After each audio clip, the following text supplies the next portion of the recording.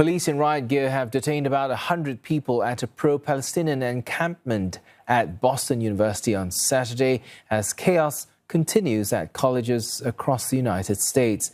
Widespread demonstrations have posed a major challenge to university administrators who have been trying to balance free speech with complaints of anti-Semitism and hate speech at these campus protests. Many schools have warned of more arrests and suspensions if demonstrators don't disperse. Students have been demanding that their schools financially divest from Israel and have vowed they will not leave until that happens. Many have also called for amnesty for students who have been arrested or brought in to internal disciplinary procedures because of the ongoing protests. Every student movement has been in solidarity with Palestinians, not in solidarity with us. All of us are doing our encampments, our protests for the same reason, which is we don't want our university funding genocide. Meanwhile, pro-Israeli groups have turned up en masse to counter the protests. Sally Patterson with more. Well, it's been more than a week since this encampment here at Columbia University was set up, and it's still going strong despite several rounds of negotiations between the university and the protesters here. This group are saying they are refusing to be moved unless those conditions are heard. As you can see, it spreads way back towards that building with many, many tents set up. There are people gathered, people sat around talking, many of them covering their faces and their heads in order to not be recognized or seen. Only a few different representatives of the demonstration are able to speak to media. The rest have been told by the leaders not to do so because they obviously want a very clear and key narrative coming out, and they're trying to keep that as uniform as possible.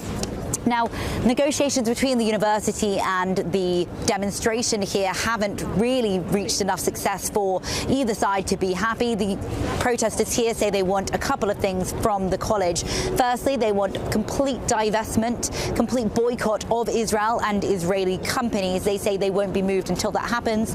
They also want transparency in where the university's money is going. They say that tuition fees and other funding that the university gets should be clear for everyone to see. They want a record of where that money is going. And finally, what they say is they want amnesty for any of the students who were either arrested or those brought into internal disciplinary procedures because of the ongoing demonstrations that we've seen here for more than a week now. Now, outside earlier, we were speaking to one of the major counter demonstrations here in New York City.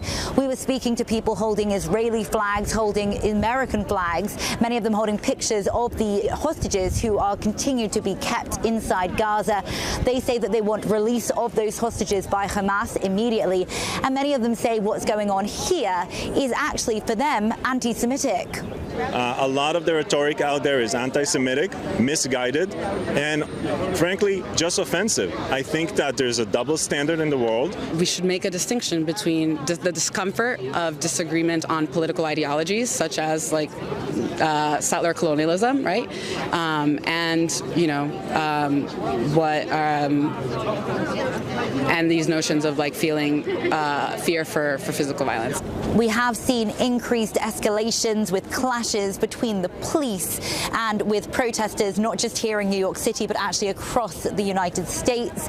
In Austin, Texas, for example, we saw law enforcement show up in full riot gear. We saw some arrests in other parts of the country with tasers being used, with tear gas allegedly used as well. So some concern from demonstrators that law enforcement and indeed universities are using a heavy hand, but they're actually worried about timing, and that's because right now is the lead up to graduations. So many universities are preparing for their students to graduate after, their time here at university. Preparations are underway across here.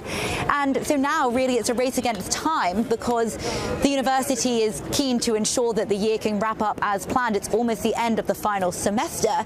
Here at Columbia, some of the teaching has already gone online for the rest of the year, going into a hybrid model so that students don't have to come onto campus. But as things stand, there's been no real resolution to this situation playing out here in the US.